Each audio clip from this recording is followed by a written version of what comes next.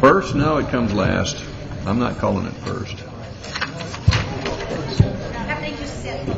The citizens.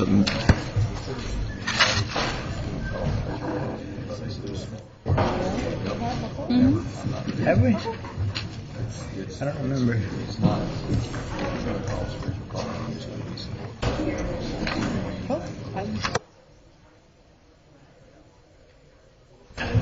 Welcome to the Monday, January 31st meeting of the Roswell City Council. This will be our open forum for citizens. I'd like to invite Bruce Dickman to come forward and lead us in the pledge. If we'd all stand and face the flag.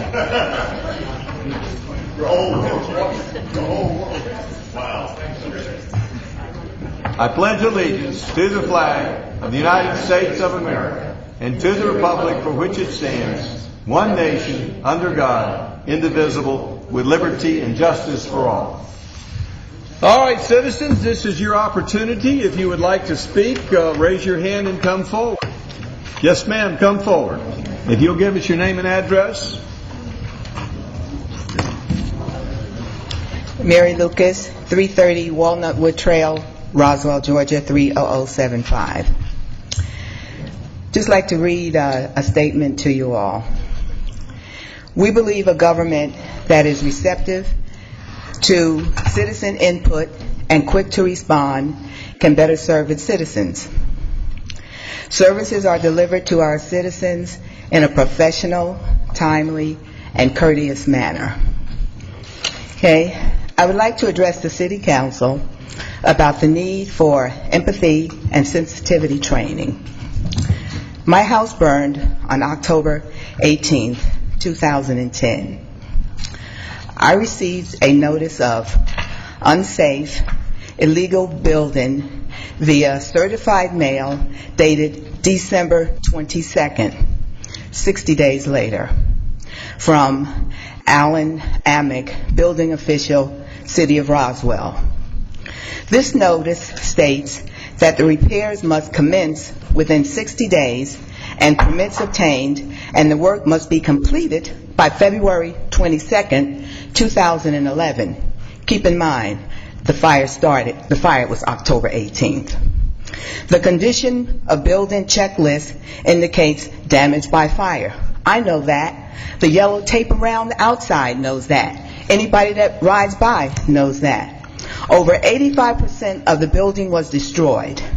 The building has been boarded up since October 18th, 2010, as well as wrapped with yellow tape. We have been at the house several times with insurance adjusters and contractors.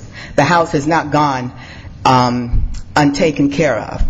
It is very devastating to have your home and possessions destroyed, and then have the City of Roswell feel that you are not working fast enough for them. Have any of you ever had a house burned? I am sure you did not have it replaced within 60 days. At times, it could take almost 2 months to get a car repaired. I feel the City of Roswell should have reached out to offer assistance before chastising. We are taxpayers and not your children. Thank you. Ms. Lucas, I agree with you. Who would like to speak next?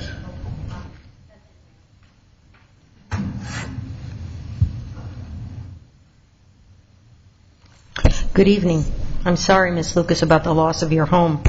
It's funny that the City of Roswell wants you to get something done really quick. I've been waiting 38 years for sidewalks. I guess the clock only depends on who winds it. Thank you for letting me speak this evening. I always like the fifth Mondays. As you know, I brought notes. Everybody take a deep breath. I have 3 areas of city business to bring to your attention tonight, and I hope you listen. Please listen. Don't just glaze over and then drone out. That includes everybody sitting in front of me. The first is what I would like to call the city of arrested economic development. Mayor Wood is on the record as wanting to eliminate, at least I read in the paper, Mayor Wood, 2 positions from the Economic Development Department to save money. Now more than ever, the city needs a proactive, get the business into Roswell department. Currently, it seems that the department's only function seems to issue licenses, permits, garage sale, permits, whatever. Alpharetta has recently announced the relocation of 3 major companies to their city, bringing a total of over 1,000 high-paying jobs. Johns Creek, a city with less than 2 years old, recently announced the arrival of ThyssenKrupp of Germany, who will add 500 jobs. Roswell has recently announced nothing. Not one new job. Nothing. The silence is deafening. So I'd like to make a suggestion to you. Hire an economic development specialist as a consultant. You guys love consultants, who actually does something to bring business to Roswell. You need to have someone who is proactive out there beating the bushes to bring companies to this town. Several times I have read in the AJC in the business section of businesses like Coca-Cola looking for a site the size of a Home Depot that they can relocate a call center to. So they went to Alpharetta. I sent the email to Mayor Wood and Miss Price, because why would you need something the size of a Home Depot when we actually have a Home Depot that's been sitting empty for probably 5 years, maybe 7? So if you're looking for an expert in economic development, please don't turn to the State of Georgia Economic Development Authority, because they don't really care about you. I have that from the highest sources. Nor does the North Fulton Chamber of Commerce. They're not looking out for Roswell, they're looking out for North Fulton. Should you need an economic development person, I have one. He's an expert, and he lives in Roswell. So along with this arrested economic development, I'd like to give you an assessment of State Route 9 from Holcomb Bridge to Norcross. I made a quick trip yesterday with the 70-degree weather, and I noted the following. I'm not quite sure what the length of that little stretch of road is, but there are 14 used car lots, tire sales, and auto parts places. There are 4 businesses that make loans on titles.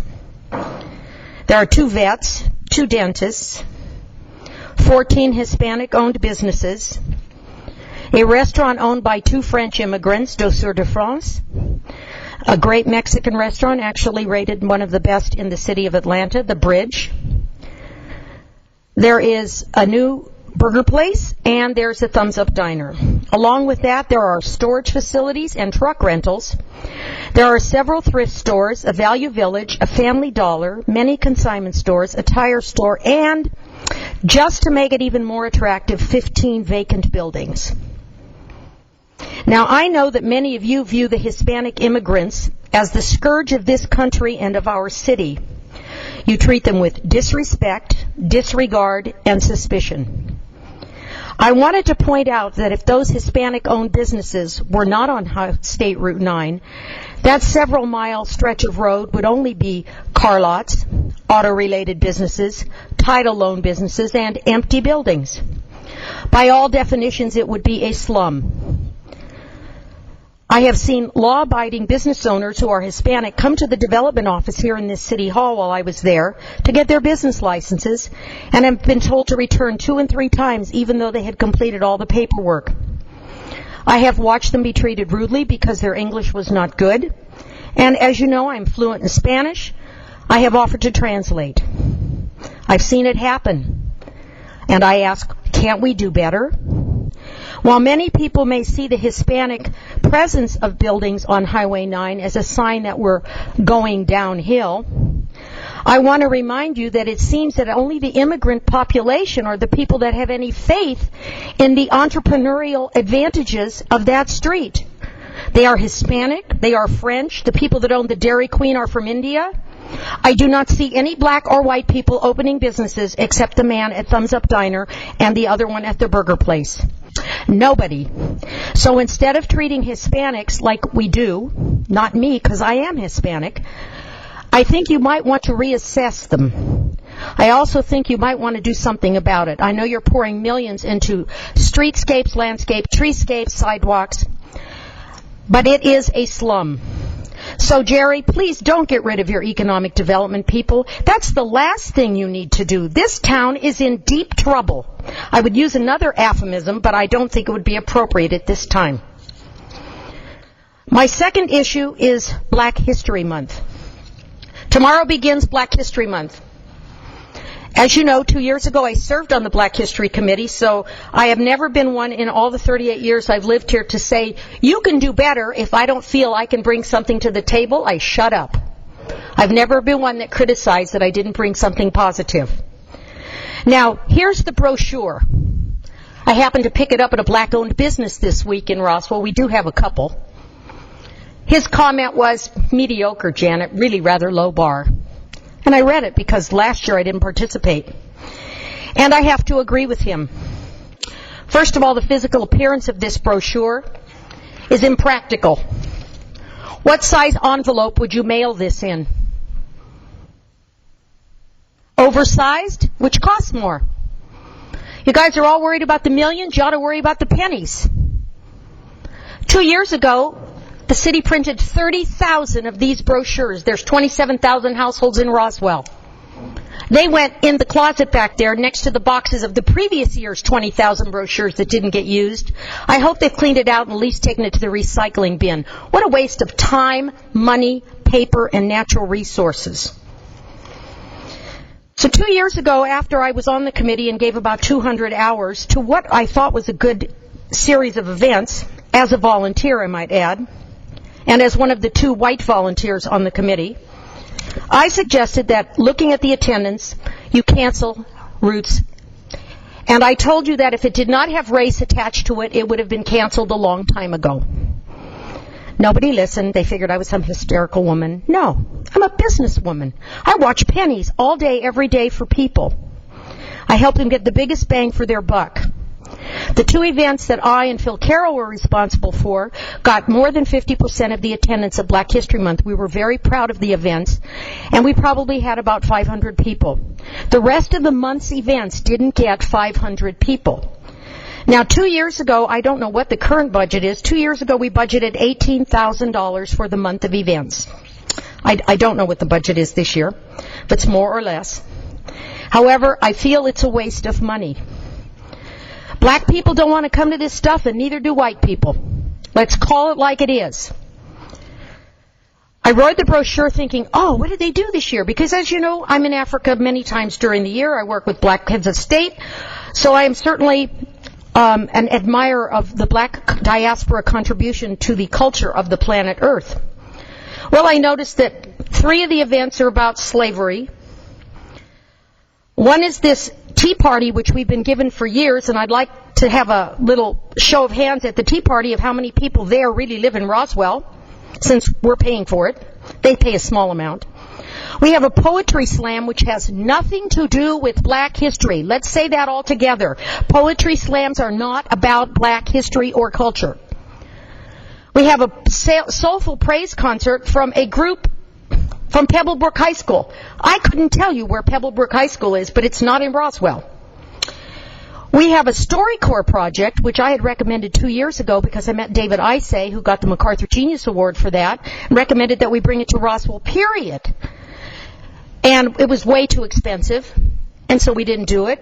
That's cool. This year they've said that you can come and document the history of African Americans in Roswell, but not white Americans. Now, I know a lot of white Americans that had a lot to do with African American history. So why are we excluding white people? The Unity concert, 2 years ago, 10 people attended who weren't singing. We have an author, Melody McLeod, coming to sing, who's written a book, Living Well Despite Catching Hell, The Black Woman's Guide to Health, Sex, and Happiness. That pretty much leaves out everybody in this room except maybe Mary, because you might find it interesting, but it tells me that if I'm not a black woman, I'm not going to be interested in that book. Now, we can do better than this, just like we can do better with economic development. I would like to see, and I had suggested before, and I have one other comment, that we celebrate black history, which was designated, I believe, in the early 1920s, not as African American History Month, but as Black History Month. and do something to honor what the African diaspora has contributed to our culture as Americans. There's more to black culture than slavery, and I know that the South is still beating itself up for it, but they need to get over it. The one thing I would like to question is the Groveway Community Group. I know they have been doing this for long before Black History Month started, the Roots celebration here. They charge $10, it's minimal. I'd like to know why they're using, and I asked this before, why are they using the Roswell Cultural Arts Center? Do they pay the standard rental fee that everybody else has to use? If they do not, why? If they're using it, my question is, why are they not using the Mount Zion Missionary Baptist Church or the Pleasant Hill Missionary Baptist Church? I understand when they first started their celebrations that their facilities weren't there. They didn't have it, so the city kindly offered something. But there are beautiful fellowship halls in those two churches which are part of Groveway, and I think they need to take advantage of those, because I can't use the Cultural Arts Center for free. Nobody else should either. Okay, I guess I've gotten to that. Now, finally, these guys, I'm not sure who they are, but I do love fiddle music. Nothing But Strings. 2 years ago, when we had some of the finest jazz players in America performing, I was told by the committee that we couldn't charge more than $10 a ticket because we wanted to make sure that everybody who wanted to attend that could afford it. And that's when we were in high cotton with money, folks. Well, this year the tickets for this are $35.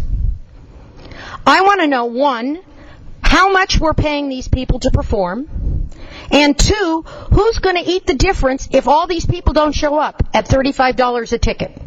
Because that's a lot of money on I don't even know what day it is, and it's at the Cultural Arts Center. These are all questions I'm asking as a taxpayer, because remember, you're cutting staff, you're cutting budgets, you don't want to raise taxes. Some of you are supporters of the Tea Party, avid supporters who say cut taxes, cut spending. Well, here you go. It's time to eliminate this Roots, a celebration of black history. People are not interested. There's too many other things going on. I would prefer that you have a celebration of some larger population, a part of our population, like Women's History Month. That pretty much encompasses 52% of the population, regardless of religion or age or race. I was very astonished. 2 years ago I was chosen by Kraft as one of the 100 extraordinary women in America making changes in people's lives. And it was very humbling for me because I was flown to Los Angeles where I met 99 other women who did things that were beyond my comprehension, all by themselves. And that's what we should be celebrating. New. We can't just keep doing things over and over and over and over again because we did them once and they worked. I said last week, you risk change, embrace change, or you risk irrelevance. Now, of course, I'm getting back to my favorite thing, which is transportation. Steve, you didn't think I'd forget you, did I? Well, I'm coming up on an anniversary, which is February 20th. You know why I remember it? Because my granddaughter was born, and that's the day we got our first bus shelter. The only bus shelter in town. At that time, Stu Mooring was wearing two hats. He was the transportation man and the public works man. And I came to the office and embraced him with tears in my eyes because I've been working for, at that time, 34 years to get bus shelters, and we got one by Krispy Kreme. He promised me that 9 more were going to be installed very, very soon. Still waiting. It's been 4 years. So, Mary, don't worry about time. We're sort of in a time warp here. Last year, Mayor Wood, you sent me an email and then spoke to me in person that you and the city of Roswell and the ARC or something had exchanged some millions of dollars and that we were going to get bus shelters all over Roswell. I even met with transportation engineers in the city and offered my input. Since none of them ever rode a bus, I thought it would be important if they had a customer's observations about riding buses and about shelters. One of my most important suggestions was to put a motion-sensitive solar-powered light inside the shelter. As a woman, I know that darkness is not our friend in Roswell or anywhere. I was told that they were looking into what was available from limited manufacturers, and I told them that since we were the customer, we give them our specs. They make what we want, and then we buy it. We don't buy what they're telling us to buy. We're the customers, and we live in a customer-driven capitalist society. As of today, January 31st, not one more bus shelter has been added. Not one. We've had snow. We had 90-degree heat for 90 days. I challenged you 2 or 3 years ago. I said I would give any member of City Council $1,000 to the charity of your choice if in the morning you would give me your car keys and live without your car for 30 days. No car in your house, and you could not borrow a friend's car. And at the end of 2 weeks, I promised you would donate a bus shelter. You have no idea what it's like to stand on a curb waiting as cars go by after you've worked 8 hours. Or you're pregnant and going to your gynecologist checkup. No idea, folks. Still waiting for bus shelters. Now, water lines on SR 9, good old Highway 9, you know, the bane of everyone's existence. It's where I live. Fall of 2010, my little street was partially paved. I say partially because they drove over my street to get to the cul-de-sac, which they paved. And then they drove back over my street with huge machines, which probably put 1,000 cracks in it. We're 10 houses. To get back to the other part of the street at the beginning that they paved. So they paved the beginning and they paved the end, but they didn't pave the middle because we weren't on the schedule to be paved. And they said we weren't that bad. Okay. They came back and cleaned up all the crap that had been left behind, like broken concrete and blacktop, after we complained and after we picked it up ourselves. Steve was real good about that. But the street's in terrible condition. Now, what's even more fun than this is, after they paved Jones Drive up to where the Land of a Thousand Hills Coffee House is, they put in the sewer lines. So they dug up the newly paved road with a ditch this wide, with big diggers, the entire length of 9, you know, it's going on forever, to put in new water lines. I was just curious why you didn't put the water lines in before you paved the street. That's what any of us would do in our house. We wouldn't plant a lawn and then decide afterward we were going to run the water line to our house. You would do it first. Well, there was a large ditch left. I called Steve. I said, it's unsafe. It's filling with water. It's getting icy. You stop, you put on the brakes, you slide into Roswell Road. Turning off of Roswell Road into our street, you slide again. He said it wasn't his responsibility. He forwarded it to Stu. Stu had somebody out there immediately. They put gravel. Stu, the gravel's gone, the hole's back. They didn't finish the street properly. They just makeshifted. They put a Band-Aid. I'm not complaining because we've had some terrible weather. But it is back to being a big hazard, and a big hole is coming again. Since nobody cares about where we live, that's why I'm here. 38 years. So I guess my question is, I was told that they have this big calendar of fixing all the streets in Roswell, you know, based on rotating, because you can't fix every street every year. Not every street needs it. And I knew that the water lines were coming in a year ago. So I want to know why the two departments didn't coordinate, because now we have a dug-up street, we have dug-up parking lots, we have a big mess on our hands, and who knows when that street will ever look nice again. It wouldn't have happened in Horseshoe Bend, it wouldn't have happened in Brookfield, it wouldn't have happened on Sentinel on the River, but it happens on Jones Drive because we're the poor man's cousin. The other thing is, they put in those really nice black signs, you know, the new street signs that are all over the historic district. They look so nice. They took ours down to dig up the street.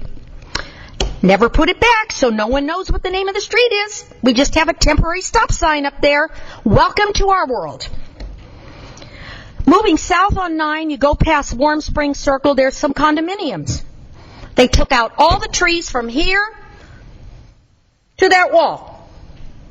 All the shrubs, all the bushes, all the trees. With a grader. Stu's been real patient answering my questions because I am like a Wiccan on a broom. He explained to me that they had to dig deep, and for every foot they had to dig in the pipes, they had to go back so many feet, blah, blah, blah. My dad was in the water company for 30 years in California. I know all about trenches and water. But you tell that to the people that live in those condos that backed up to those trees, because their noise level just went up 1,000%. for the 50,000 car count on Highway 9 every day. And they just installed safety gates to get into their community, and those bushes and trees were part of their security, and now anybody can just hop over the hill and get in. Common sense. But here's an even more little bit of common sense. I know there's nothing like a woman with common sense, gentlemen. You've graded the whole thing. Now's your chance to put in a multimodal path. It's clear. What are we going to wait for? First, let's replant it. Wait 5 years. Once the trees are big, then we'll rip them all out because we'll put in a path. You have to look at the big picture, folks. You can't look at everything like one piece of a puzzle. You have to envision what the puzzle's going to look like. Now, my final little bit, which I know will thrill some people. I know a way you can save over $100,000 a year really, really, really easy, and that should appeal to everyone on this council and every taxpayer in this city hall. The cultural affairs manager, when I checked 2 years ago, made $85,000 plus her benefits package, which exceeded $100,000. $100,000, and she had one assistant. I don't know what for. Her job description includes Black History Month, the Trilogy thing in August, Alive After 5, and the Roswell Riverside Concert Series. Well, Black History Month's run by volunteers and by an assistant who just quit. I'm not sure why she needs the assistant, but she got one. Pretty amazing. The Trilogy, the thing with the 3 houses in August, the first year I know lost $30,000. And it requires the managers of the historic homes to use some of their funds from their operating budget to help put it on, so that it doesn't look like it's losing too much money from the cultural affairs budget. I know this for a fact. The first year they had caterers from many restaurants in Roswell doing the food. It's kind of a fun idea. It doesn't appeal to me personally, but people enjoyed it. They have different restaurants. Last year they went to one caterer in Roswell and gave them the entire contract for all the food. And I've heard from a couple of the restaurateurs, boy, that was a real kick in our belly, because when they want something for free, they come to us. Now, of course, by having only one caterer, it eliminated a whole lot of work for the person who's the organizer of the Trilogy. Does anyone have the numbers on how much money we lost this year in 2010? I would love to know a line-by-line item. And since the Bullock Hall Board of Directors said they would not contribute part of their money to make the event happen, where did the money for Bullock Hall come from? The Riverside Concert Series is on her list of things that she does. All the talent is hired by Lee J. Howard Entertainment Talent Agency. Mr. Howard, whom I don't know personally, is on the Cultural Arts Board. He was appointed by the Cultural Affairs Manager. So she doesn't really have a job there because he gets all the talent that he represents, and that's who performs. Now, Alive After 5, another one of her little specialty jobs. Mayor Wood, you're on record at least 6 times 2 months ago telling me that the city of Roswell had absolutely nothing to do with Alive After 5. So if the city of Roswell has nothing to do with it, we can scratch that off of her list, too. So of the 4 events under her job description, 3 of them are done by others. That leaves the Trilogy. Now, I know, Miss Love, that you have told me that she does a lot of things behind the scenes that we don't know about. Well, let me tell you, I'm here to tell you no, she doesn't. And I can get 50 people in here in your office tomorrow who will agree with me. You have capable professionals managing your historic homes. You don't need a supervisor supervising the supervisors. One extra layer of government is not needed, and that is her. Eliminate her position. Hire an event planner for the Trilogy, and she will do whatever you want. Pay her him or her $10,000 or $20,000. We live in a city of conventions. Piece of cake. Metro Atlanta has so many qualified special event planners, and they'll do a great job. Eliminate her position and save $100,000. I read in today's paper that you hired a supervisor for the Cultural Arts Center to replace Miss Mabry. I don't know what you're paying him. However, she doesn't have that job to do anymore either. She hired a professional. I would like each of you council members, because we had a hard time 2 years ago at Black History Month, actually getting the cultural affairs manager, who never showed up at any meetings because she delegated to an assistant who quit in December also, to see exactly where she spends her money and how she moves it around. It's not a chess match. We need to know, and nobody seems to ever ask anybody, where did it really go? Show us receipts. Now, we're getting ready for the Riverside Concert Series. It's always successful. I haven't gone lately because it's been too crowded.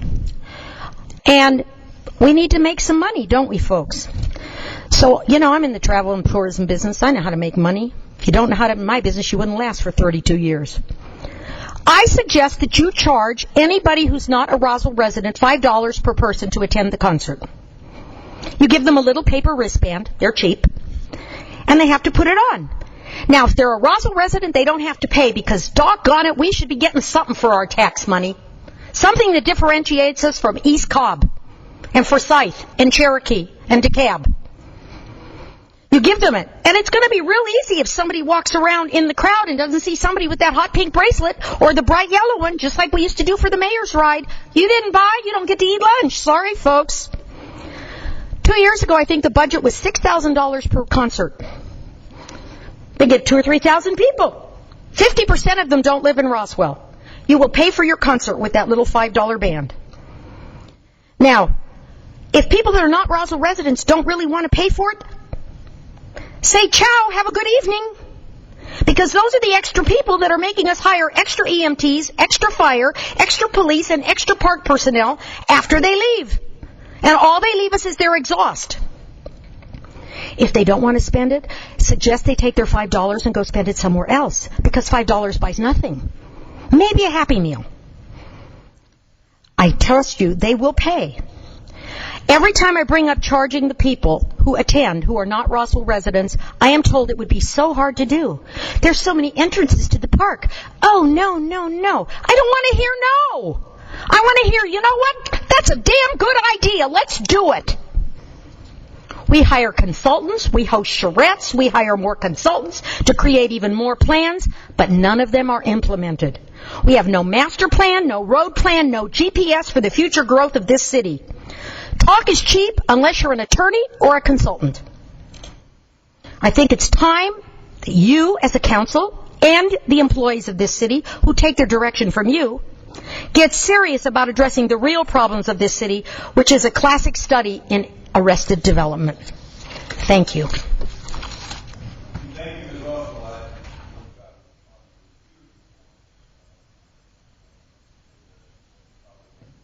I'm going to try to respond to a few of your questions. Mr. Morgan, could you explain why we haven't put what's going on with the water line on South Atlanta Street, why we needed that much space, what our plans are for landscaping, and the order of why we're not putting in a trail at this time, even though we have plans to?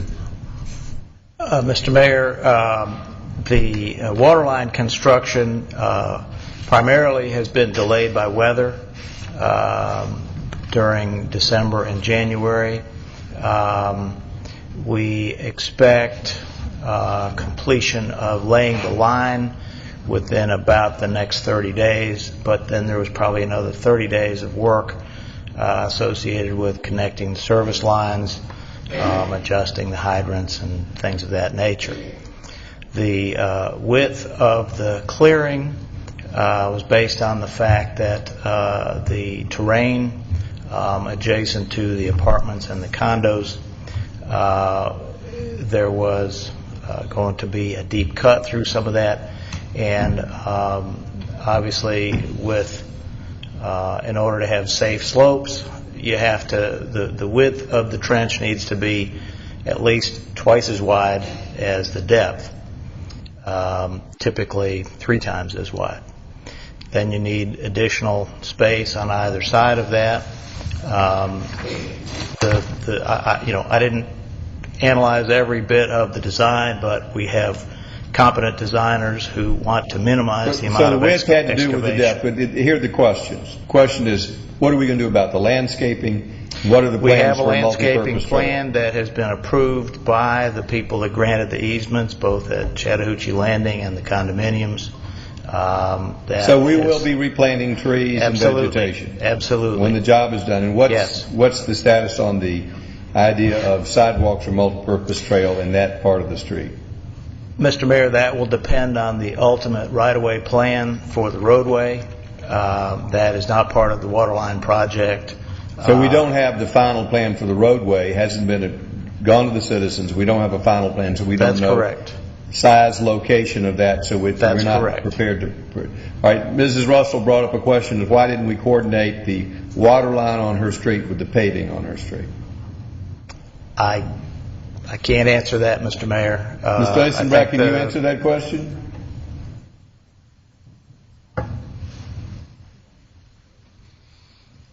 Mr. Mayor, it's a valid point.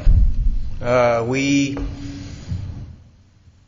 rate the roads, and I don't think I think the question was, is we've done some water line work on that, and we also did some paving on that. Did we try to coordinate those two? No, sir. It's a valid point. Do we We'll do a generally better try job to next time. coordinate those two? Yes, sir, we do. Well, how do we? Do you have any idea how we slipped up this time? It's a combination, Mayor, of the stuff that we do with our contractors and the stuff that Mr. Mooring does. It's trying to coordinate contractors, which is not always easy to do. We can certainly do a better job. Do y'all meet to discuss these things? Yes, sir. All right. Well, I think that was a mistake. I think Ms. Russell brings a good point on that point. That if we knew about both of those projects, We probably would have delayed the paving before. Well, you knew about the road project. Yes, sir. Mr. Mooring knew about the water project, but apparently the two of you did not do a good job of communicating that. Right. Fair. So that is a fair criticism. All right, Mr. Eisenbach, while you're up here, Mrs. Russell raises a good point. What's the hold up on the bus shelters? Mayor, I am happy to tell you that they are well underway. And one of these, 4 years ago, Steve, from Stu.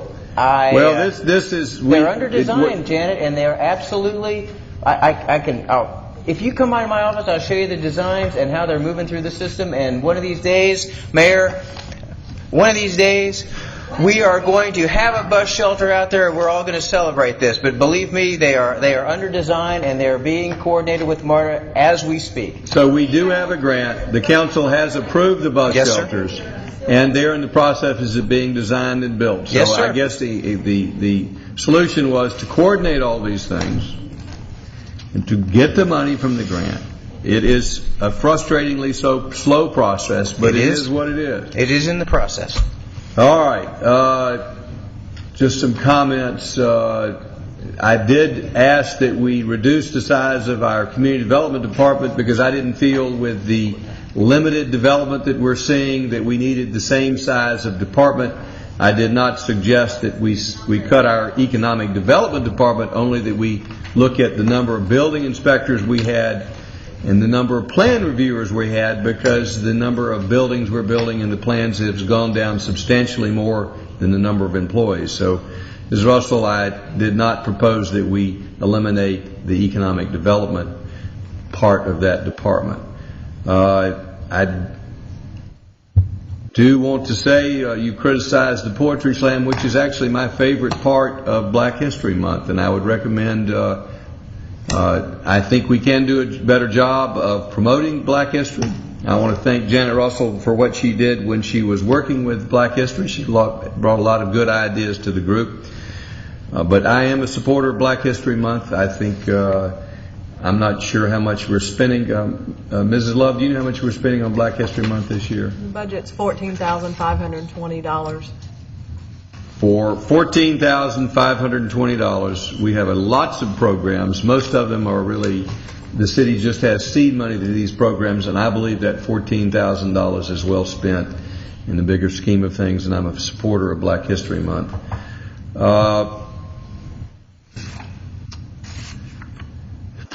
I ask you a question? If they charge $10 to get into the Poetry Slam, would you attend?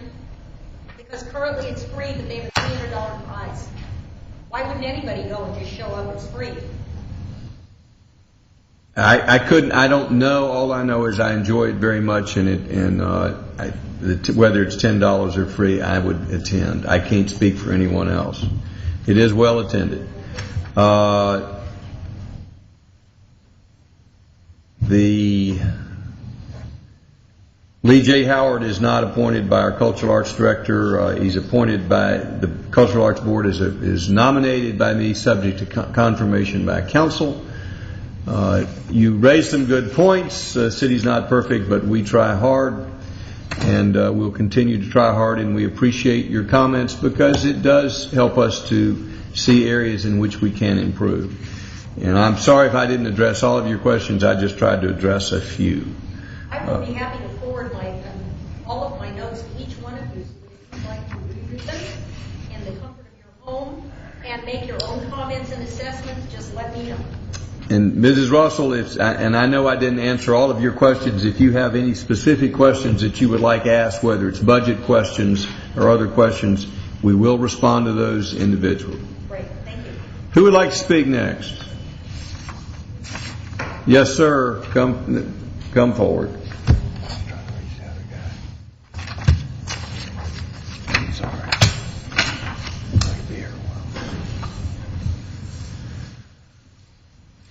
Give me a sheet of paper, too. Is this on? Is that on, please? Lee Fleck, Martin's Landing. Thank you. I have some questions of various council members, but let me start by noting that next week you start your budget. And I would again like to suggest you're considering zero-based budgeting. I'm sure Mr. Lee back there is probably saying, oh my God. However, so that you understand the philosophy of it, you don't have to do it with the entire city all at once. There's a thing called rotating zero-based budgets, in which you take one department or two departments at a time, and you start from zero and you build upward, and you justify all your expenses, your wants and your needs. Now, I would like to recommend that in light of the what I will refer to as the offshore fund, which is the stormwater fund, that you consider doing that with your public works department, since you will be moving money out of the general fund into that offshore fund and moving expenses at the same time. That would be an appropriate place to start with at least one attempt at zero-based budgeting.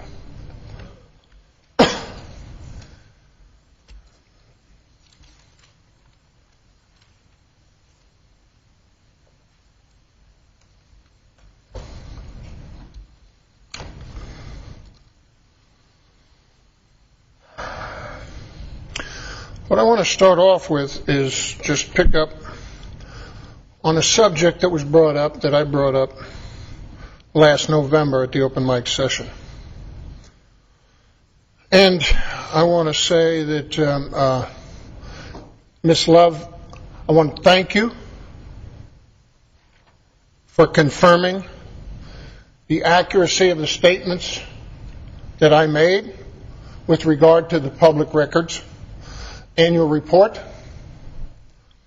I'm going to read this and put it in record only because I was incensed by the response by a representative of the police department to the battery of questions that Mayor Wood posed that made me look foolish, almost as though I were a liar. This email is sent from Kay to me, but is also distributed to every member of council and to you also, Mayor. And it says, you are correct in your presumption that the calendar year report end is on the website. That's the year end that comes out in December. As soon as the annual report is available, I will post it on our website and have Chief Williams to email a copy to Mrs. Fleck. I agree that the report should be published as soon as possible each year. There was a second email sent out by Mrs. Love, and again, it was in the same day. It says, the annual report is not complete. LaWanda Cornegie is in the process of completing it per my conversation with Chief Williams on Tuesday, November 20th. That was the day following last open mic session. I'm not going to go into the rest of it. But Ms. Love, I appreciate you confirming the accuracy of my statement. As I said, I was incensed by the last open mic meeting and how that was handled, to the point that based on personal eyewitness accounts that I've made publicly and other public statements in the media, as well as the fact that the media is not being afforded the opportunity to have reporters interviewed, I made a formal complaint with CALEA, which was 8 pages long, and I've received this response from them, which indicates that they will review all my accusations when they return next year. The topic that I have talked about as far as reporting in a timely fashion is the same subject matter I discussed when CALEA was here the last time. So for this to continue, and Mayor, if anybody, you should know that I have a very good touch on RPD reports, crime statistics. I certainly can't spit them off the tip of my tongue, but I've got the reports. And so I want them. They're important to me, and I expect the truth when I come before this council. I expect the truth when I come before this council.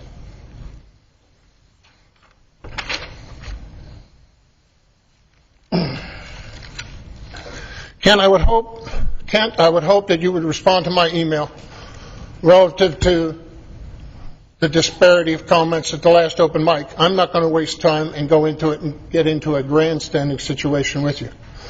But I did send you an email, and I asked you to explain why, when Mrs. Love says she got an organizational chart, you say it's wrong.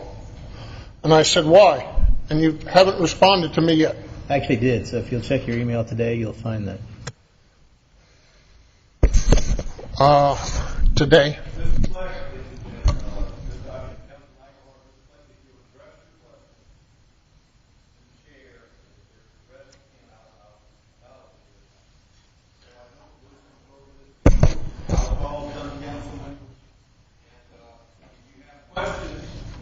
If you have questions for council members, I'd like you to phrase your questions for those council members and then give them an opportunity to respond one at a time. So just telling you the process here.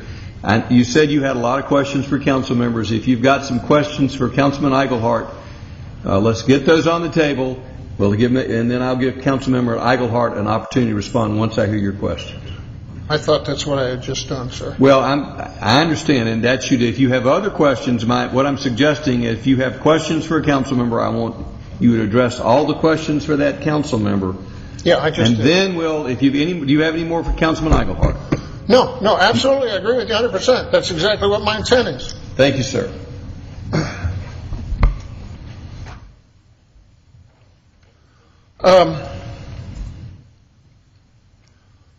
Councilwoman Price, I sent you an email that was in relationship to a conversation and an exchange that I had a year ago with Ms. Love relative to our business license forms or registration for commercial and business licenses that we use. At that time, the SAVE program, you had signed a memorandum of agreement with ICE and Homeland Security. Mayor, you had followed up and actually signed the documents, and one of the topics that was agreed to was dealt with occupational tax certificates, as well as professional licenses and cab permits, etc. Now, when I made some inquiries, I found that what I was seeing was that these forms were not being prepared in such a way that anybody could actually read them and actually process or forward that information to Homeland Security and do an evaluation of them. The one in particular I remember, Mrs. Love, if you remember back then, was there was one that was just initialed.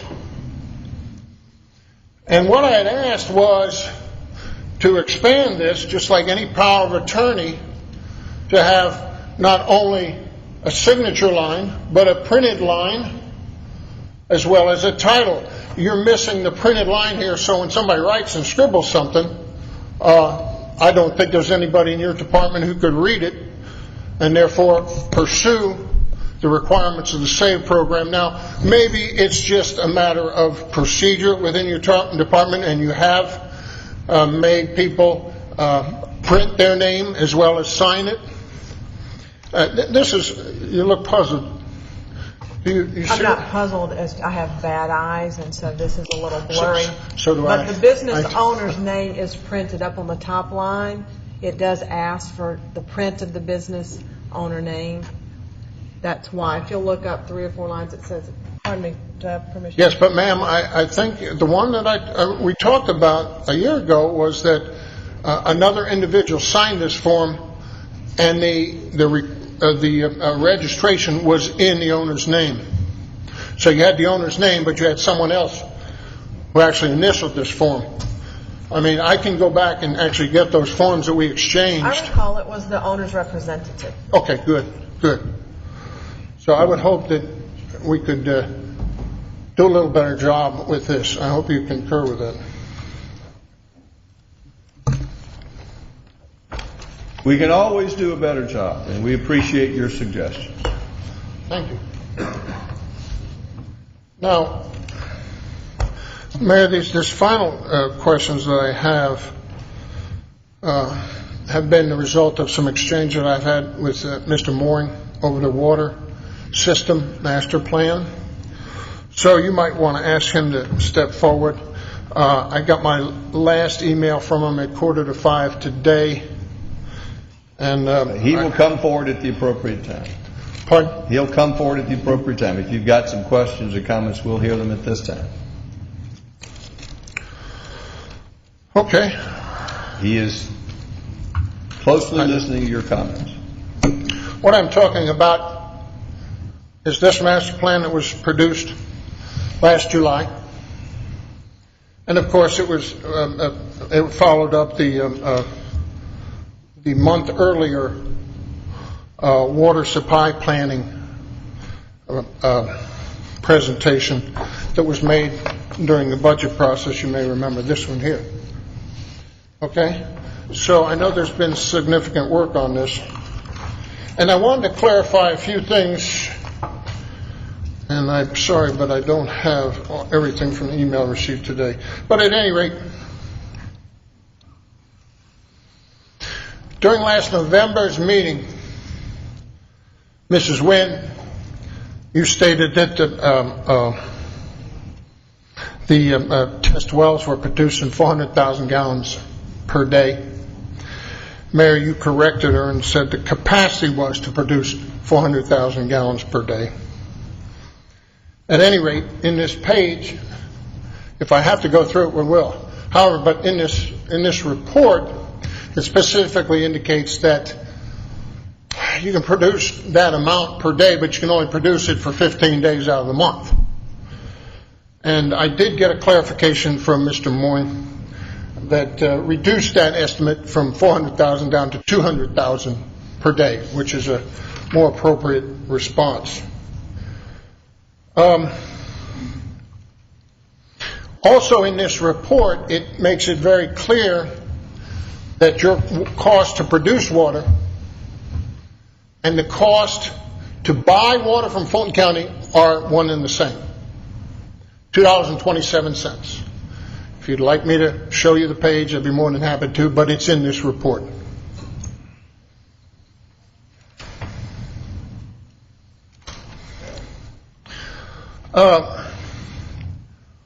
What I found that I couldn't get an answer from Mr. Mooring on was all this report did a lot of costing and projections,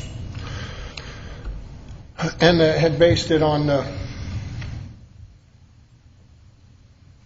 average inflation rate. I did get some clarification that the numbers that were presented in my emails dealt specifically with probably the most expensive probability if you chose to pursue it. And to the people that are here, what this chart represents is your potential rate increase of your water between now and the year 2005 for those who get their water from Roswell. The reason I wanted to talk about this is because last year's budget, you had $1 million budgeted for a water tower. It's in your budget, $1 million for a water tower in your capital improvement budget. And when I got to this part here, and it said the cost of that water tower, more realistically, is $2.5 million, I thought, that's some serious difference in money. Mr. Orleans, I hope I'm not keeping you awake. At any rate, in addition to that, there are other projected expenses, $5.3 million for a $10 million reserve tank at the water facility.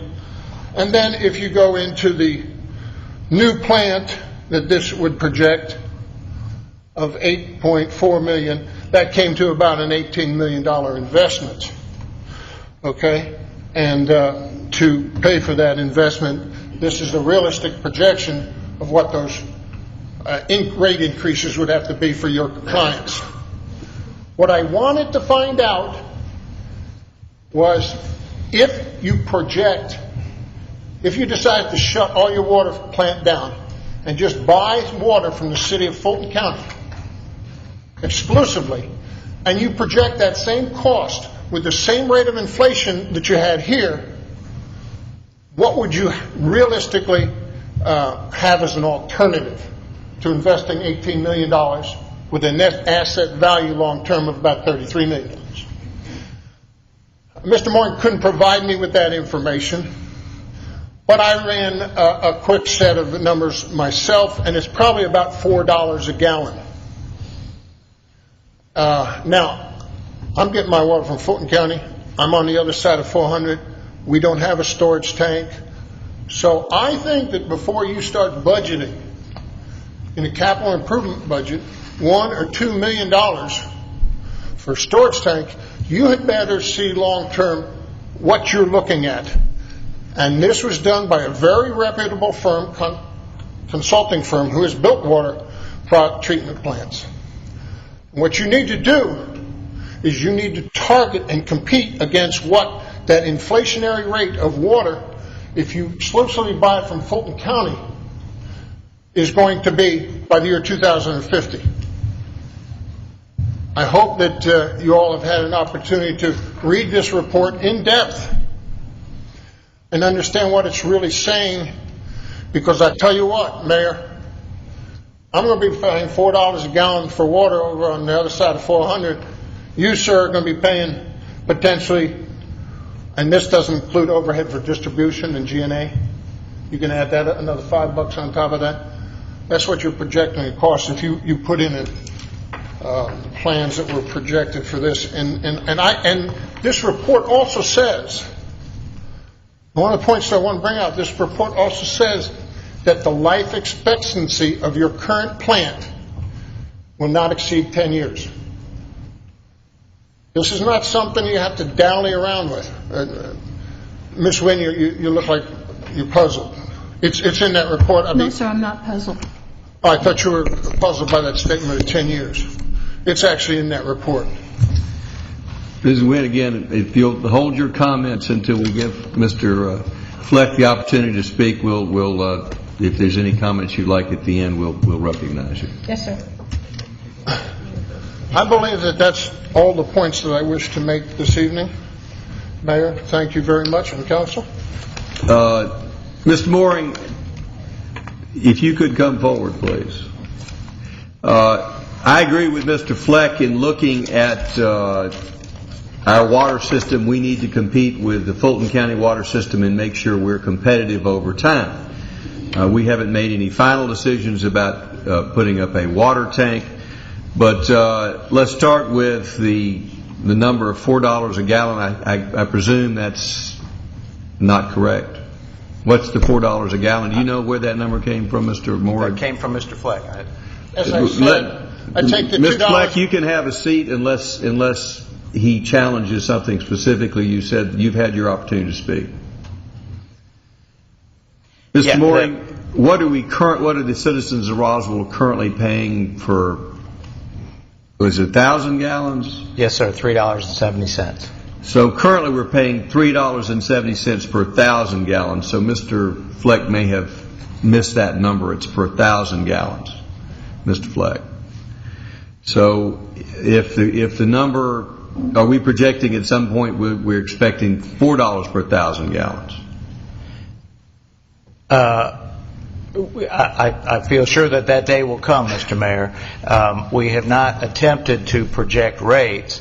As I had said in the previous briefings and at previous OpenForum sessions, our program of improvements, we're looking at a variety of options, all of which are aimed at the objective of reducing our net cost or our incremental cost of production. Using well water, our consultants estimate 50 cents a 1,000 gallons production cost. Although we have not been able to reach any conclusions, do we think it's reasonably possible that we'll be able to remain competitive with the Fulton County system?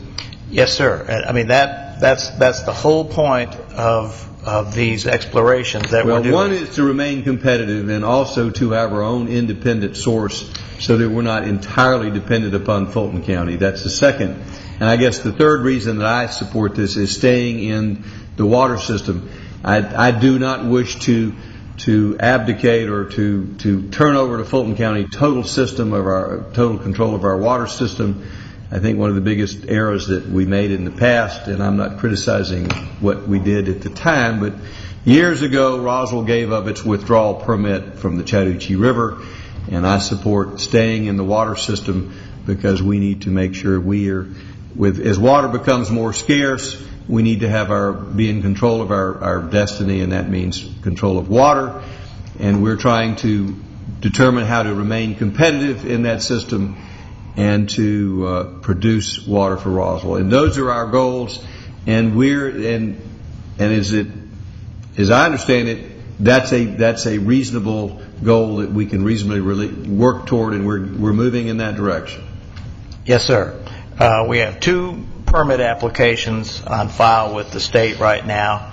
Our groundwater permit is under public review at this time. And we're fairly confident we're going to be able to start tapping into that. Yes, sir. Was it 20,000 gallons or 40,000 gallons? What, Mr. Mayor, I made a conservative estimate to Mr. Fleck that we could, between the 2 new wells, that we could produce an average of 200,000 gallons per day. If we do that, we would save approximately $160,000 a year in production cost. In addition to that, we have on file with Georgia EPD an application to high rate the filters in our current plant, which would increase our capacity from 1.2 to 1.5 million. That incremental change will cost us nothing more, virtually nothing more, a minor increment in terms of chemicals, but no additional manpower cost. And so we will increase our production by 25% at virtually no increase in cost. We estimate that will save us about, let's see, I had the number, about 180,000. So our intent in all of these things is to reduce our incremental cost because the constraint that we have is the size of our withdrawal. The same number of people could produce 4 times as much water if we could withdraw that much. So that is the thrust of our program. We're investigating a variety of things. One of those, as you know, was the shallow wells. we have now determined that's not going to be a feasible alternative.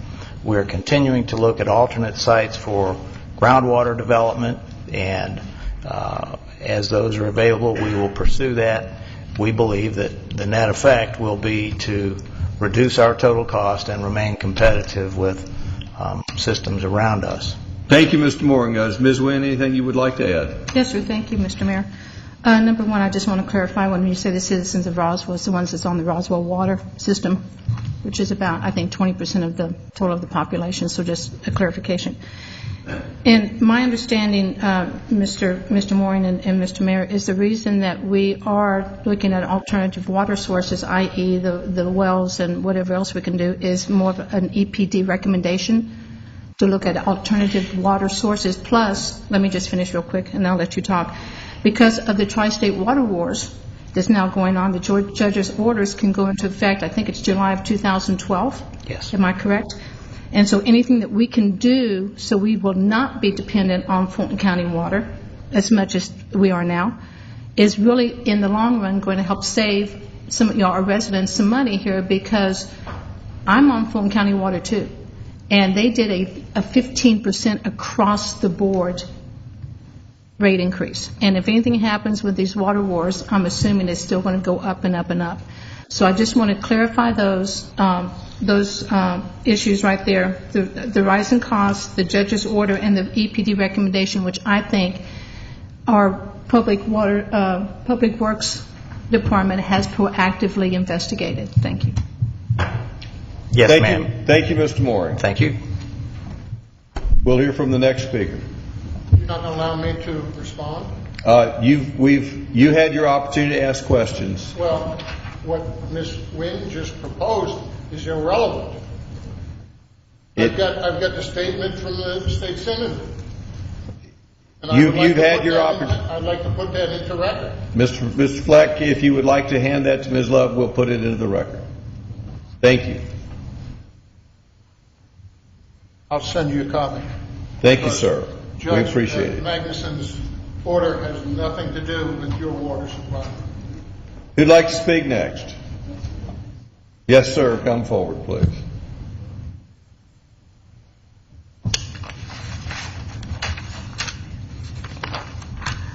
Hello, my name is Lonnie Mims, and I'm here, I guess, wearing several hats. Last week, I'm also a member of the HPC, and last week, when we met, we had a fairly unanimous decision to recommend to the mayor and council that they take a very strong look at redoing some of the concepts within the historic district, namely the idea of shared parking and not sticking with the same requirements that are in your traditional commercial districts as far as the required number of parking spaces. And I think that the Alive After 5 goes a long way towards showing that despite inconveniences, a little extra traffic, it is feasible for the parking to be handled even with the existing structures. But personally, I would recommend going further and looking into shared structures and places where the city can either build or allow for shared structures within the district. But in the end, all of this is just kind of the tip of the iceberg. And without water, we got nothing. But when we start talking about one specific thing that's kind of all by itself and not in the context of the overall redevelopment, and this may be a little out of section here because you guys are going to be voting tonight on the strategic redevelopment plan, or I should say a study to come up with a strategic development plan, and that would be in conjunction with the 2030 plan and one of the other plans that's going on. I mean, the timing is perfect. I've got to leave here, and I just wanted to get up here before I had to walk out of the room. But the parking, and this would go citywide, so I'm taking off my HPC hat now. But as far as looking at all of those kind of issues citywide, that's what the strategic plan would bring into this picture. The 2030 plan is very much the high level of looking at the city in the fairly distant future. The strategic plan is doing things that will start, today. I mean, it will give ideas and programs of different tools that you can put into place. I know we're already talking about a TAD. A CID is another possible one. Shared parking, having shared retention in areas. Big problem with redevelopment is that every rule has changed in the last, well, they change every year, but if you go back 30 years, people didn't have to have retention on their sites. Parking was completely different. It was actually, much more over the top 30 years ago than it is now. But to be able to go in and redevelop something and make it economically feasible, we're dealing with a very suburban code and a very suburban zoning for the most part. And those are all things that need to be looked at on a big picture level to see how they need to change to encourage redevelopment. Roswell is past the point of having a lot of greenfield sites, and primarily, I mean, you heard it this morning or earlier today on the Alpharetta Highway. All of those sites are already developed, so the only chance of doing anything new is for redevelopment. But what is the economic reason why anybody would redevelop it if they've got to take a paying car lot and try to create a retention pond, plant a whole bunch of trees, increase the number of parking spaces, on and on and on. And to be able to make that economically feasible, you've got to double or triple the rent. Why would I ever want to do that? And I just think that we've got to start with a big picture, tie all these things together, and your timing is absolutely perfect because with the other studies that are already underway, putting the strategic plan in place at the same time will enable it to work together so that we don't end up with a bunch of conflicts. And if you do these things linearly, it's inevitable that a strategic plan will have conflict with the 2030 plan in some way, shape, or form, and it'll make it harder for everybody to swallow. But if you do it all now and you vote for this program, then I think it has a good chance of tying together. And instead of this being a dead document sitting on a shelf with the other 50, I think during this low time is a great time to plan. And you do have some owners now, that probably will step up and start doing something if it makes any economic sense to do so. Thank you, Mr. Mims. Who'd like to speak next? Yes, sir, come forward.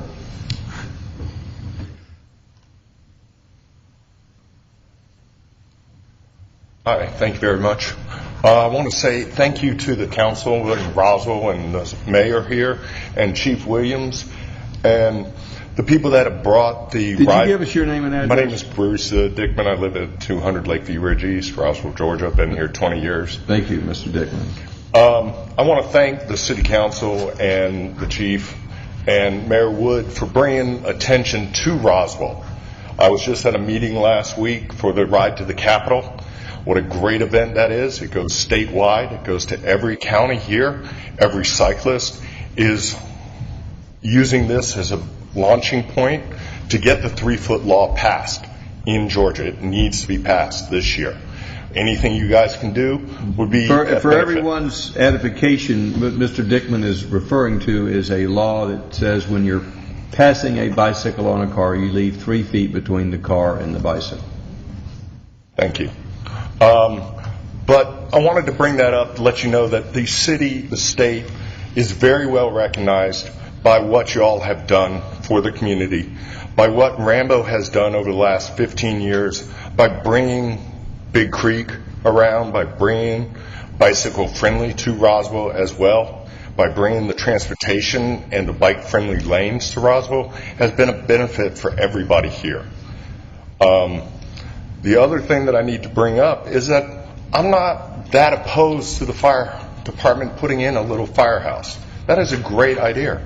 But let's give something back to the number of hours that Rambo has put in for the last 15 years at Big Creek, such as bringing forth another park online for mountain bikers to go to, or for cyclists to have another route to go around Roswell to get down to the city or to get to Decatur or something else.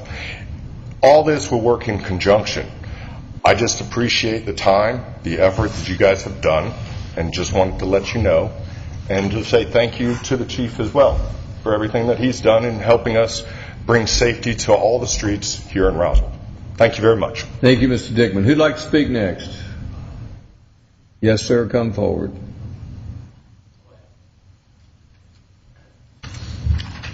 This is not going to take long. I didn't find out about even coming up here till later on, but this has to do with cutting fundings for the parks in Roswell. Every family I know. Give us your name and address, Ron please. Saint, 9065 Martin Road. Every family I know, have known for the last 20 years, uses the Roswell parks. We use it for jogging. We use it for our kids. And I come in contact with about 130 families a year, and all of their children partake in multiple events and activities at the park. People I talk to all over the state, when I mention that I live in Roswell, the first thing is mentioned, oh, y'all got the nicest parks we've ever seen. And we're talking about cutting funding for it, and I think we're about the fourth in the nation, as somebody told me, for parks. It would be terrible to go from fourth in the nation to lower on the totem pole. And my family, my children have used the park facilities for years. It's helped my daughter attain a scholarship to college in athletics. And the only thing I want to say, like I said, I don't have a lot to say. I'll probably ramble all over if I get into something because I don't have anything prepared. But if you're talking about cutting funding, please do consider that people all over the state and other states also know about our parks and how great they are, and just keep that in mind too. Thank you. Thank you, Mr. State. I will assure you I do not have any intention to propose a cut in funding for parks, but I do think we need to look at funding of our rec programs, which is not parks per se. It's how much we subsidize recreation programs. We need to take a hard look at that. Who'd like to speak next? Yes, sir, come forward.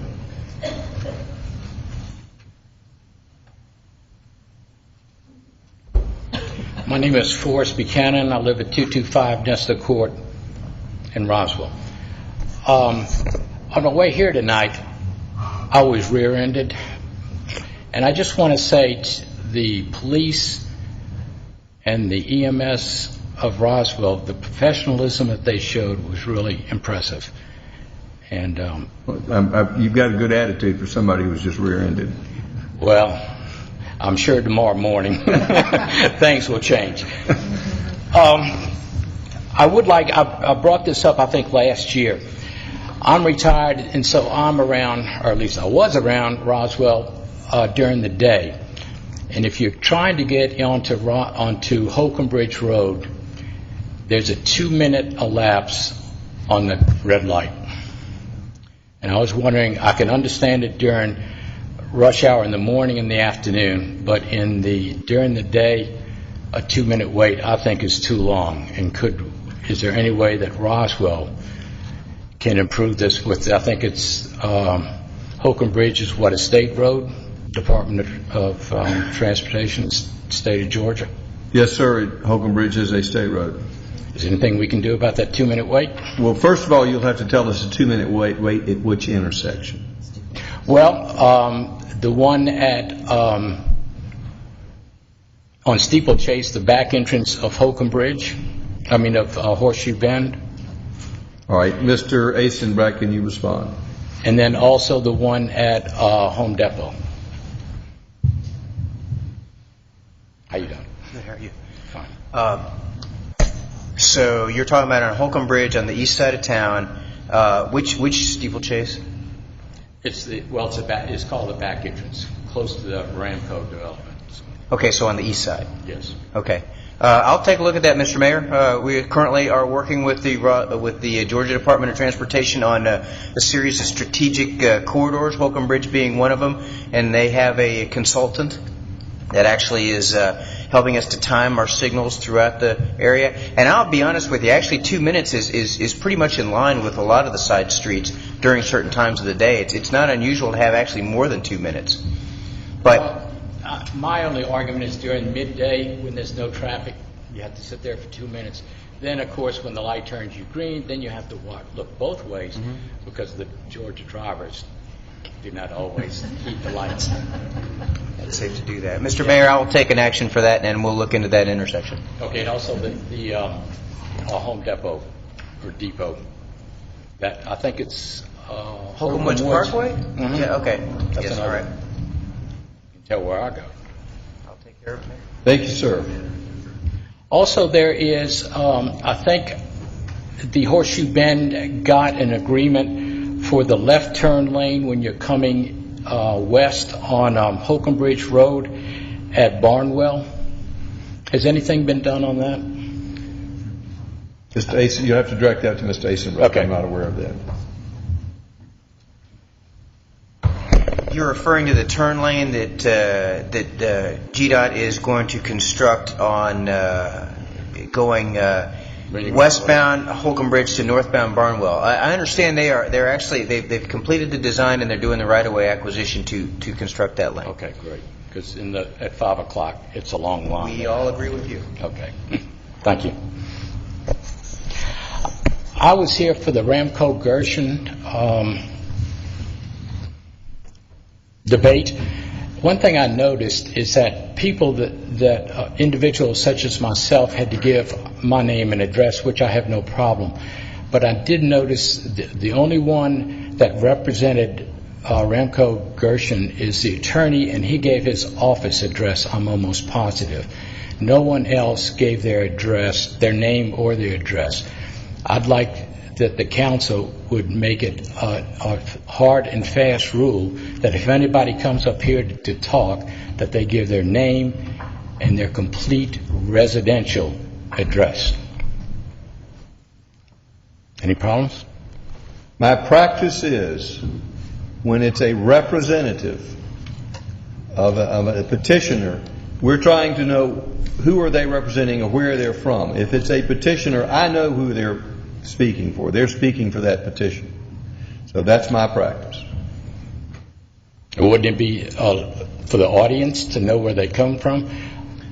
Because if you're coming from Farming Hills, either Minnesota or Michigan, I think the people of Roswell need to know that. I think when a lawyer speaks up and he's representing the applicant, I know what his bias is. I don't care whether he's from Roswell or from Michigan. He's going to be presenting that in the best light for the applicant. So as long as we know where they're coming from, that's the point of the address. If they're representing the applicant, I know where they're coming from. They are there to speak for the applicant. They have a bias toward that applicant. All I'm asking for is that they give their full residential address. I appreciate your request. Also, does the city of Roswell have what myself and some other people have is called the umbrella policy? Do we have that here in Roswell? Or do we self-insure? Mrs. Love, would you explain Roswell's liability insurance? We are insured. We are not self-insured for that particular line of coverage. Okay. When the particular line of coverage we're talking Liability. about for liability for zoning. If there's is that the question? Well, it's yes, because the one of the reasons given why the Gershwin settlement was done is because the cost to the city of Roswell. Well, if you had an umbrella policy, wouldn't that cover our cost? Ms. Love, would you explain how a claim against the city affects our cost? Experience or history of claims does impact future years' premiums. And we do have different lines and thresholds of coverage as it relates to zoning. I'll let Mr. Halsey address that and the umbrella. Zoning decisions are excluded from the insurance policy and are responsibility of the city. Is that the policy? Yes, it is. It is? Okay. Yes. Also, I think it was a couple of years ago, the city of Roswell allowed a developer to destroy, it was 100-year-old poplars, and from my understanding, trees. And my understanding was that he was supposed to plant oak trees along Mansell. I was wondering if we could get an update on that. Or did the developer go bust? Are you talking about the poplar there off of Mansell Road? Somebody called it the General? Yes. I can't recall. It's been a number of years, and I cannot recall exactly how that resolved. We'd have to look into it. I know there were things were done in mitigation of taking that tree, as I recall, but I can recall the event, but I cannot recall the details, and I cannot recall how it was followed up. So, Mr. Halsey, could you follow up on that? Yes, Mr. Mayor. And report back to Mr. Buchanan as to what, did we follow up? Did we drop the ball? What happened? You and I attended that, Roswell in 30 years? Envision Roswell. Yes. At the East Roswell Park, yes, sir. That was... Imagine Roswell. Imagine Roswell. I thought, and I only knew about it is because the day before I was here in City Hall and someone happened to mention it. But there, I mean, you could tell by the outcome that you're only getting a very, very small slice of the population of Roswell for your input. And I think it's not so much that people don't care, it's that I think that was not well advertised, that people who do care about Roswell could attend. And I'd also like to know, does the city of Roswell, where does the city of Roswell advertise their meetings? In what paper? Now, are you talking about city council meetings, or are you talking specifically about the Imagine Roswell meeting? Well, the Imagine Roswell, I think you've got to get the word out so people can attend. I think it's one of the best kept secrets in Roswell to date. I'm trying to get to your question. Is your question, how did we advertise Imagine Roswell? Sure. Come to that. Mrs. Wakefield, if you could tell us how we tried to get the word out. And we agree with you. We would love to see more people come out. We have taken a variety of approaches to get the word out regarding the Imagine Roswell 2030 Comprehensive Plan update. We mailed out notices to the Homeowners Association. In addition, we have a mailing list that as we have meetings or talk to someone, we get their name, we get their emails, and we put them on that list, and they're send notices. We also have the meetings schedules on the website. We work with community relations through having periodic articles in the Roswell newsletter, and there's been at least 2 news articles through the local papers that I know of regarding the activity that's going on. But we continue to try and get the word out and get as many people there as possible. Thank you, Mrs. Wakefield. That's all. Thank you, Mayor. Thank you, sir. Yes, sir. Come forward, please.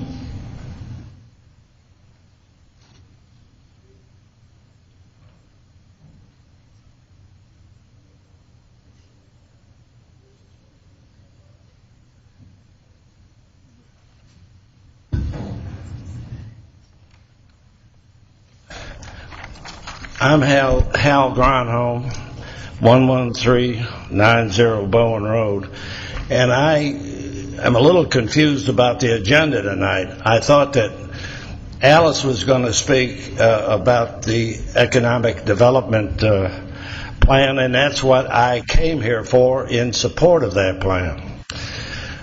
But anyway, since I'm up just here... for clarification, there's a special called meeting tonight to discuss that. My practice is this night is set aside as the citizen comment night. That's primarily what it's for. So it was my call to hear from the citizens first, because they see this as their meeting, and then following that we will have a special call meeting. May I continue? Go ahead. May I continue? You please do. I just wanted to respond why we were proceeding that way. Well, and I apologize for the interruption. I didn't turn my phone off. It's off now. Well, I guess I'll speak as a citizen. My family, I've been here a long time, and I'm a developer. My sons live in Roswell, and they're developers. I've made a lot of money over a period of years in Roswell. I love my city. My sons love this city. And the reason I'm here is that I worry that my grandchildren aren't going to be able to follow in their sons' footsteps like my son followed in mine, because the opportunity of redevelopment won't be there. Now, when I look back at the projects the ground homes have done, a lot of them are infills behind something, side something. There's a lot tear down, put back. In fact, just about all of them were either in those two categories. And I was driving around town as I live here, and I see these areas that are, I would consider, blighted. I mean, absolutely trash. But zoning is here and zoning is there. And this economic development, if you would say that area can be used for such and so, developers will do it. They're not going to come in and take it on their own to get rezoning and all that good stuff. So I know that some of you folks are kind of concerned about spending $100,000 or thereabouts. But I hope that you approve this plan, because I want my grandkids to be able to develop just like my kids and I did. And because there's no more open space in Roswell, that like the good old days when it was blow and go and subdivisions right and left. What we have to do now is tear down, put back, or infill. And we got to give people a break on how they are going to do this profitably. So that's, even though I'm out of line or out of the agenda, I hope you support that plan, because it's a seed money,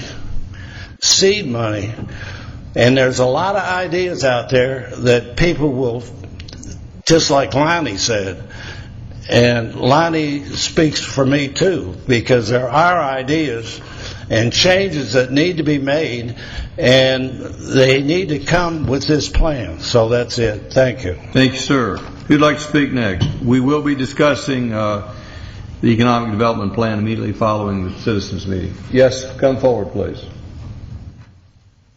Thank you, Mr. Mayor, City Council. My name is Brad Winder. I live at 250 C. Holly Circle. Been a resident of Martin's Landing for 32 years. I come before you tonight as a friend of Big Creek. And I guess the topic is the fire station proposal that is going to be coming up at some point. I realize as a long-term resident of that area that a new fire station is necessary in the immediate area. I've been to different meetings that the fire chief has spoken and put all the facts on the table.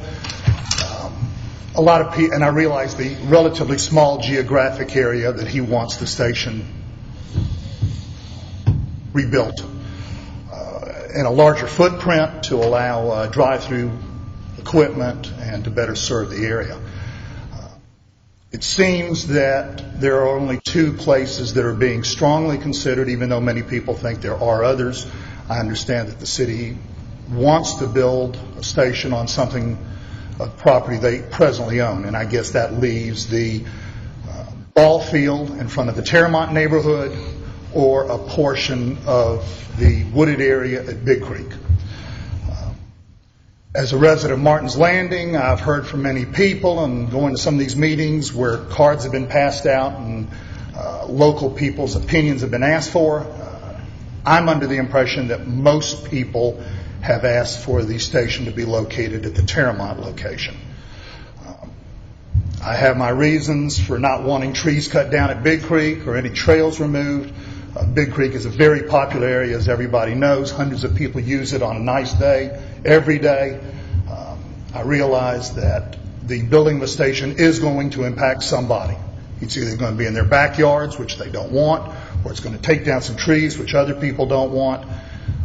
My position is to be a friend of Big Creek, protect the largest area of wooded trees that I know of on the east side of Roswell, and I hope that the council will take in consideration the wishes of the residents of the area who have been asked to voice their opinion about where they wish the station to be built.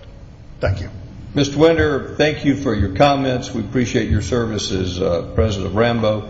This council has not made a decision, and I encourage you and the other folks who are interested to continue to come to these meetings. Kay, do you know when this will next be discussed? I know we're going to be discussing estimate of cost for the two different locations. Yes, sir. That will come back to committee, and we have not scheduled any future public meetings for input until we get some guidance at the committee level. So we're still in the very early stages. Anyway, we'll be looking at the cost of each of the site of development at each of those sites at the next committee meeting. And when would that committee meeting be? I don't know that we will have it ready for February 15th. It could be the March meeting. We're still discussing that at the staff level. If we have it ready, it would be February 15th. If not, it would be the second Tuesday following the second Monday. Thank you.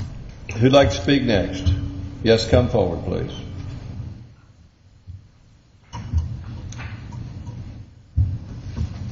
Hi, y'all. I'm Kitty Gold. I'm a resident of the historic area here in Roswell.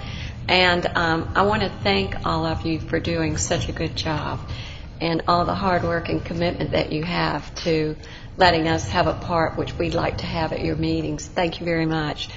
I'm here, and I might be out of order, but I'm not going to be able to be here later. But I wanted to say I am in support, and I would recommend as a resident that you do fund an economic development study. I think it's very important. By observation of all the cities that border us who are out there swimming with the sharks, we must do it. We've got to have tools in our toolbox that will work for us. And the economic development study will help us immensely in our attractions for businesses who would be interested in our wonderful city, which we do have a great treasure in our city.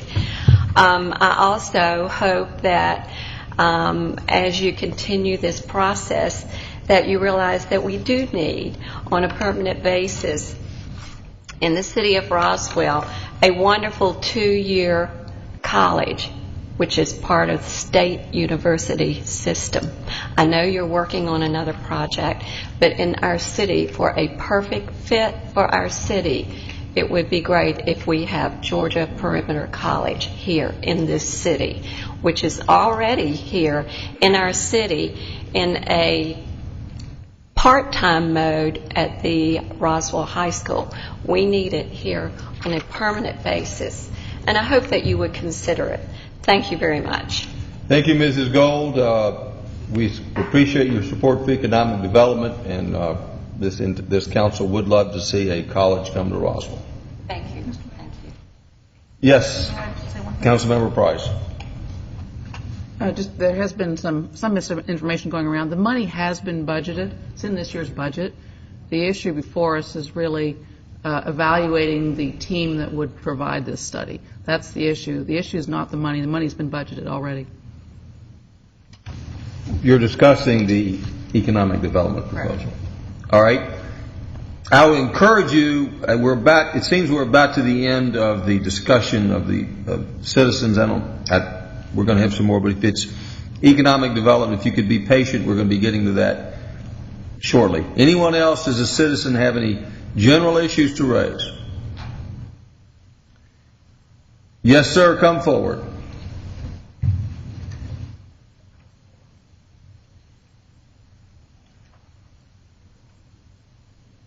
Hi, I'm Ken Lopez, and I live at 522 Creekview Lane. So I've been a resident of Roswell for about 13, 14 years. And as Brad said, I liked his choice of words. I come as a friend of Big Creek. I'm an active user of Big Creek and have been for many, many years. I've watched it go from undeveloped land to a really tremendous park system that's got a full parking lot every time I go there with filled with people who are active, people with kids, people with families. I've seen the trails improved. I've seen, there was a lot of questions. Could bikes and hikers coexist on the same land, and runners? And we're seeing all of that working out. We've got a new pump track out there, and we're seeing a lot of younger kids getting involved out there. A very, very healthy activity, things that are taking them away from video games and everything else. Reality is that Roswell has something really special going on here. And it's the sort of thing that if you don't embrace it and you don't protect it, it's something that can go away very, very easily. I heard a gentleman come up a few minutes ago speaking from a development standpoint. He said there's no more open land in Roswell. And that's a really huge statement, and I hope everybody heard that really clearly, because there really isn't. And when you allow anything to encroach on that open land, you don't get it back. I don't hear about anybody discussing, should we knock down the vacant buildings in that blighted area east of Roswell and make new parks. And I don't know how long it would take to grow trees like you've got on Big Creek, but it's irreplaceable, folks. And so we've really got to defend it. I think that we've seen a lot of investment from the community in making this park what it is. Countless hours of volunteering to make it very substantial. And I've used it not only as a biker, hiker, trail runner, but also I've utilized the services of the fire department. I was one of the people who have been hurt there and been carried out, and the fire department did a tremendous job responding. And so I don't want to argue against fire station. That's like arguing against God, Mother, and apple pie. I'm a supporter. I'm just saying, please, please, please consider all your options. If there's a way to do it in an area that's not wooded, in an area that doesn't have trails on it, and doesn't have people using it on a regular basis, this may be an opportunity to take advantage of one of those rare opportunities where we may be able to find another area that we can use and recover perhaps abandoned land or empty land, parking lots and whatnot. Now, I hear the argument that the economics of this are that we need to find some free land or land that we own. But I would argue that the land that we've got at Big Creek is more valuable to the community than the price that you'd have to pay for anything else. So I think counting that land as free or not having a cost is probably not really considering something very, very important to the quality of life of us citizens. So appreciate the chance to express an opinion. Thank you, Mr. Lopez. We appreciate your support of parks, trails, and mountain biking in Roswell. I will assure you that this council doesn't consider this land as free. We have actually looked at a number of locations. These are the two that really were identified as the most suitable. So it wasn't we did look at other locations. The prime location was actually on a piece of property that Mr. Mims owned, who spoke earlier, but that was not available. So we did not look just at parkland, but we looked at the land was most suitable, and it turned out two of the most suitable tracts that were vacant were owned by the city, and we're trying to decide which of those are. So I appreciate your comments and encourage you to continue to stay involved. Anyone else wish to speak on matters in general? Public hearings closed. We're now calling a special call meeting to consider